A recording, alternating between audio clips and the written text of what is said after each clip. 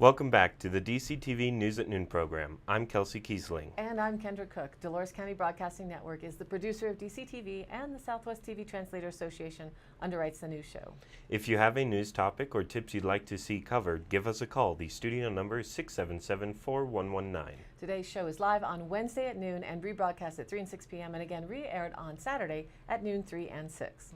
Coming up, stolen Chevy, Gold King Mine, Utah lawsuit, and more. And also Durango suicide, a lake rescue with weather, sheriff's roundup, and area happenings. Today is August 2nd, 2017, and now the news at noon. From the Durango Herald, a Durango man was arrested late Monday on suspicion of stealing a woman's car and leading police on a short chase before crashing the vehicle and fleeing on foot. Police received the call shortly before 9 p.m. from a woman on Alamo Drive who said her white 1979 Chevrolet Blazer had just been stolen from the driveway, said Commander Ray Shoup with the Durango Police Department.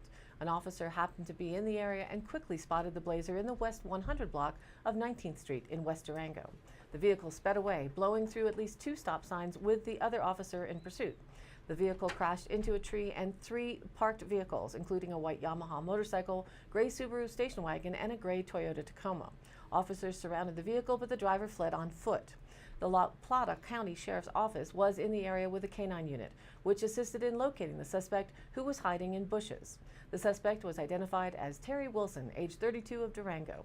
He was being held Tuesday on suspicion of felony motor vehicle theft, vehicular eluding, resisting arrest, criminal trespassing, reckless driving, hit and run, and driving on a revoked driver's license. He was being held without bail on a parole violation. Police were not immediately sure why Wilson was on parole. Keys to the Blazer were apparently left inside the vehicle, Shoup said. She was at home and she heard the vehicle start, he said. When she looked out, it was headed up Alamo Drive. Police are investigating whether Wilson may be connected to any other crimes in the area. He was in possession of items that had been stolen from other vehicles. It looks like he was on a little bit of a theft spree yesterday, Shoup said. It looks like we were able to return some property to other people who didn't know it was missing yet. Reported by the Cortez Journal, a man charged in the death of an 11-year-old girl in a remote part of the largest American Indian reservation is headed to federal court. Tom Begay is scheduled Tuesday to attend a change of plea hearing in federal court, but it is not known if his lawyers and federal prosecutors have struck a deal. Begay previously pleaded not guilty to murder, sexual abuse, and other charges. Begay is accused of luring Ashlyn Mike into his van in May 2016. Mike was reported missing, but an Amber Alert didn't go out until the next day. She was later found in an area near the Arizona-New Mexico border. Her death prompted federal legislation that would expand the Amber Alert system to tribal communities. From the Durango Herald, the Durango City Council voted against placing questions on the ballot that could raise taxes on marijuana. Councilors Chris Betton, Sweetie Marbury, and Dick White voted unanimously on the issue. Council was considering placing a question on the ballot that would have asked voters to increase sales tax on retail and medical marijuana by 5%. It was also considering a second question that would have raised excise taxes on marijuana grow operations and infused product manufacturing businesses by 5%. The additional revenue would have been used for city buildings and equipment. It would not have been used to pay off any debt. Betton asked the board to consider more egalitarian options such as sales lodgers and property tax increases to fund city needs. He said it was likely if the marijuana tax increases were placed on the ballot, voters would approve them because many would see the taxes as being paid by others. Councilor Dean Brookie recused himself from the vote because he has clients in the marijuana industry. Councilor Melissa Youssef was absent. Council decided not to ask the public to vote on a marijuana tax increase in 2015, but councilors agreed to revisit the issue because a new state law was passed that allows counties to tax marijuana within cities. La Plata County Commissioners considered placing a marijuana tax question on the ballot but chose not to go forward with the effort. Many residents, some marijuana business owners, and employees voiced concerns about being singled out for additional taxes when the industry is already heavily taxed. They are concerned it would drive customers to a black market. Marijuana buyers pay a special 15% state tax sales on top of city and county sales taxes that apply to all goods. The state also taxes wholesale marijuana at 15%. Even though marijuana is not legal under federal law, marijuana businesses pay federal income taxes ranging from 60 to 70%. Existing city sales taxes on marijuana generates about 3% of the city's sales tax revenue. The city also received 15% of the 15% special sales state sales tax on marijuana. Since the special state sales tax increased on July 1st, it's possible the city could see some increased revenue. Business owners called on the city to recognize their contribution to the economy rather than to place questions on the ballot that could raise taxes. The local industry employs about 500 people and supports other ancillary businesses such as marijuana testing labs and others. The city presentation acknowledged that the industry employs more than 100 people. Reported by the Cortez Journal, a 49-year-old man was found dead Sunday in a Durango West 2 home from an apparent self-inflicted gunshot wound, according to the La Plata County Sheriff's Office. Sheriff spokesman Dan Bender said a woman called around 10:40 a.m. to report her husband had shot himself. Bender said emergency responders were unable to revive Michael Passalacqua. La Plata County Coroner Jan Smith said Passalacqua had a history of depression. She said an autopsy will be performed Monday. If officially ruled a suicide, Passalacqua's death marks the 12th suicide this year in La Plata County. Reported by the Durango Herald, the state of Utah has sued mine owners and contractors for the U.S. Environmental Protection Agency over a spill of mine waste that fouled rivers in 3 western states with a massive plume of bright yellow wastewater tainted with arsenic, lead, and other heavy metals. Of course, that's the Gold King mine. Utah wants cleanup compensation and unspecified damages in the 3 million gallon Gold King mine spill that was triggered by EPA contractors in 2015, Utah Attorney General's office spokesman Dan Burton said on Tuesday. Utah hasn't named a damages amount because it's still investigating how much it will ultimately cost to clean up its portion of spill that left as much as 880,000 pounds of metals in rivers in Colorado, New Mexico, and Utah. The metals have settled into riverbeds where they can get stirred up during any rainstorm or heavy snowmelt, state officials have said. Total damages from farmers, business owners, and residents along the spill's path have been estimated at $420 million. Though Utah was farther away from the epicenter of the spill, contaminants from the blowout have been transported through the San Juan River in southeastern Utah to the vast reservoir of Lake Powell, the lawsuit states. New Mexico filed a lawsuit against the EPA and the 2 mine owners last year. It also sued Colorado, saying it should be held accountable for the abandoned mine contamination, though that claim was rebuffed by the U.S. Supreme Court. The EPA is also being sued by Navajo Nation, where farmers stopped drawing from the rivers as the yellow plume moved downstream. The Utah lawsuit claims owners of 2 defunct mines in Colorado allowed the wastewater to build up before the spill that tainted rivers. It also names EPA contractors that accidentally caused the blowout while doing preliminary mine cleanup work. The lawsuit says they didn't do enough to detect wastewater backup ahead of time and failed to put safety measures in place to keep wastewater from reaching the rivers despite warnings about a potential blowout. The Utah lawsuit filed Monday does not name the EPA. The agency has taken responsibility for the spill and given Utah agencies $464,000 so far to help pay for the cleanup. The state hopes to come to a final settlement with the agency out of court. Reported by the Cortez Journal, state and federal fish biologists have surveyed the lower Dolores River to gauge native fish populations. Crews from the Bureau of Land Management and Colorado Parks and Wildlife took advantage of water releases from McPhee Reservoir from March into July to raft the lower Dolores and conduct population surveys for the 3 main native fish below the dam: the round-tailed chub, flannel-mouthed sucker, and bluehead sucker. The Nature Conservancy assisted with river ecology studies. Wildlife officials also arranged for a dam release of 4,000 cubic feet per second to flush the lower Dolores for a few days in mid-May, and officials reported gains in their effort to reduce numbers of smallmouth bass, a troublesome non-native species. One survey focused on Slick Rock Canyon, a 32-mile stretch of the Dolores River from Big Gypsum Valley Bridge to Bedrock. It was last surveyed by raft in 2007. During these surveys, biologists place an electrically charged pole in the water to stun fish, record their type and size, and fit native fish with a passive integrated transponder tag to track their movements. About 400 native fish were captured and tagged, according to BLM fish biologist Russ Japunich. Other species captured were the native speckled dace and non-native white sucker. Native fish in the remote Slick Rock Canyon had not been surveyed recently, said Jim White, an aquatic biologist with Colorado Parks and Wildlife. Crews caught an occasional 25 to 30-inch flannel mouth, which can live 30 years. The larger round-tailed chubs caught were 18 to 20 inches. Biologists also documented the first known non-native white sucker in Slick Rock Canyon, White said. The white sucker is a problem because it can hybridize with native suckers.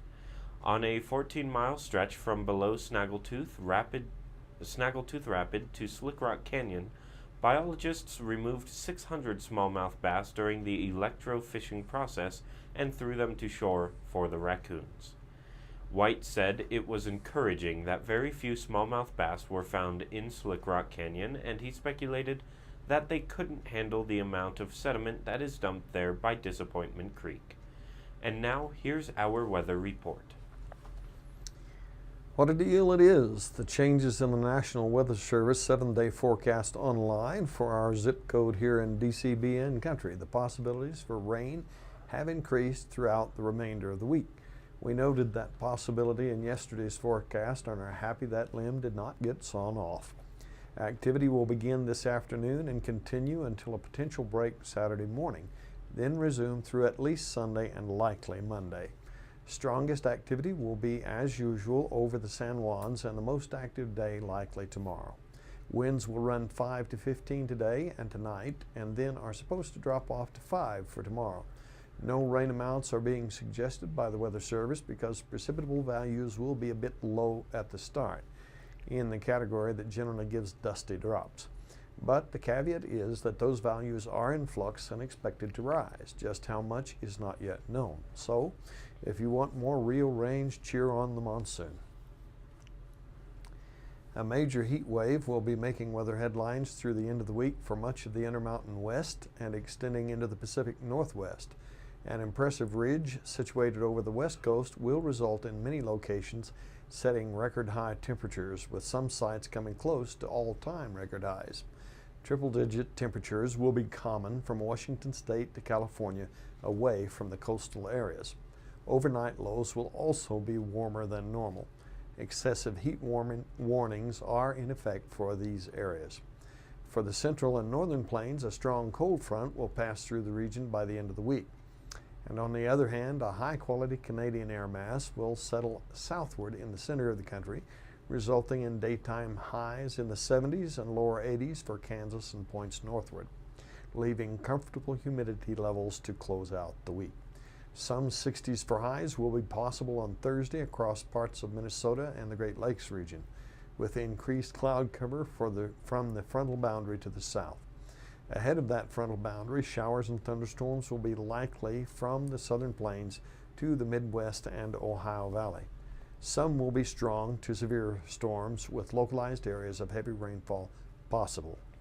Seasonal heat and humidity with scattered showers and storms are expected for the East Coast. The southwestern U.S. will continue to see monsoonal moisture streaming in over the next few days, fueling scattered afternoon and evening showers and storms.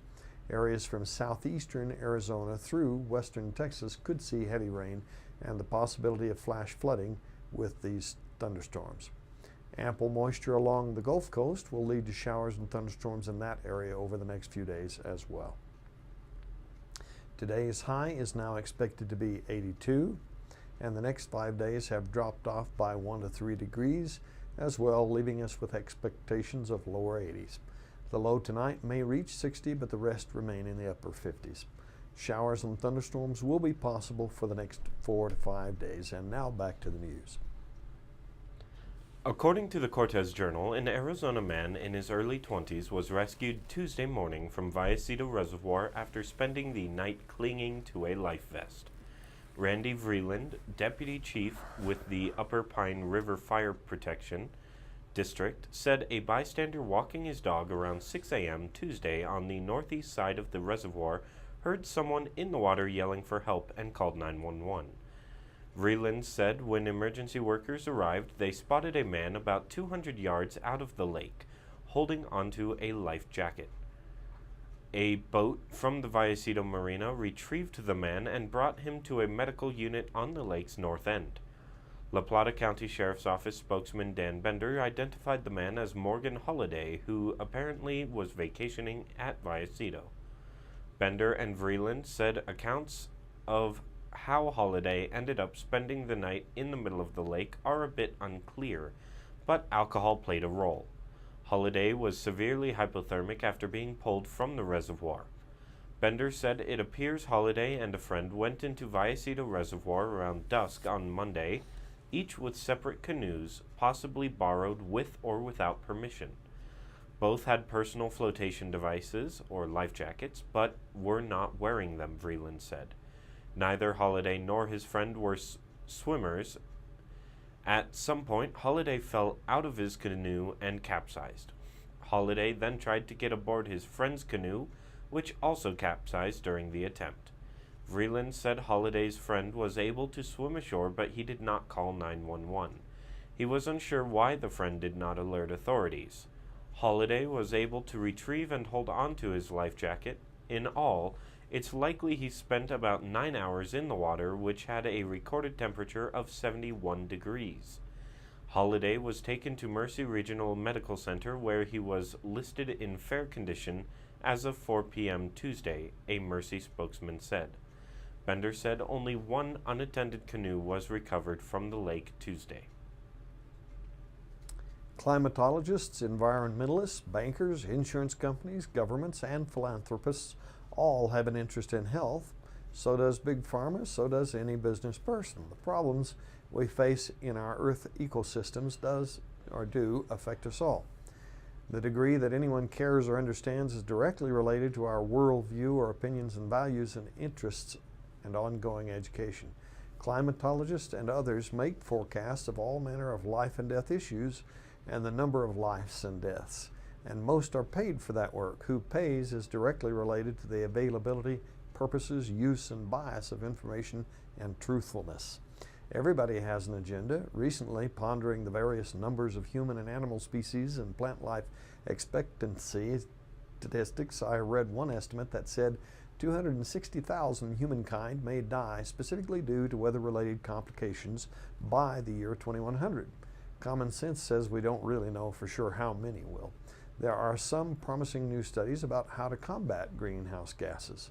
We hope they're put to use intelligently. It turns out that bacteria in Antarctica digest methane and produce CO2 and also can digest that as well. However, balancing bacteria in the human gut is a super complicated set of things, and even more complicated for a whole planet with other living things we depend on as well. So we need to learn a lot, lest we do more harm than good.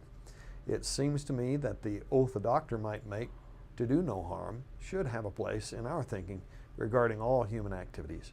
Truth is that many times that number die each year due to each one of many different health issues, all with environmental related causes such as malaria, asthma, poisons, and a very, very long list. 3 websites you might try a look-see at are worldometers.info and worldlifeexpectancy.com and peterrussell.com. The first 2 attempt to put up the numbers, and the third one is one of a gazillion that try to explain a bit about relevance and irrelevance of some numbers. It is just a start to take a short look at what's really going on around the globe. Reported by the Durango Herald, a 23-year-old man who duct taped his dog's mouth shut and left the animal in a car parked at the Durango Community Recreation Center has been charged with animal cruelty.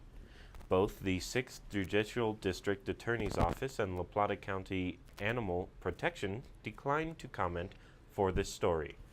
According to a complaint and summons filed in La Plata County Combined Courts, Animal Protection was called about 6 p.m. July 18th to the 2700 block of Main Avenue for a report of a German Shepherd type dog that was found in a vehicle with its mouth duct taped shut. 3 days later, Animal Protection ticketed Thomas D. Etheridge with cruelty to animals, a Class 1 misdemeanor. He is scheduled to appear at 8:30 a.m. August 23rd in La Plata County Court.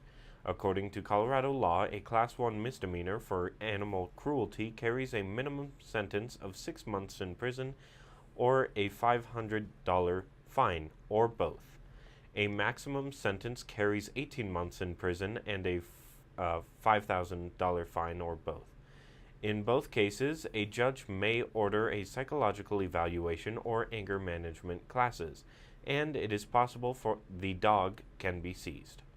However, courts do have discretion to impose alternative sentences, which can include probation, community service, and other corrective actions through plea agreements. Etheridge said when he found out Animal Protection was trying to find him, he went to the La Plata County Humane Society without his dog, where he was issued the ticket. Etheridge is in possession of Appa, his dog.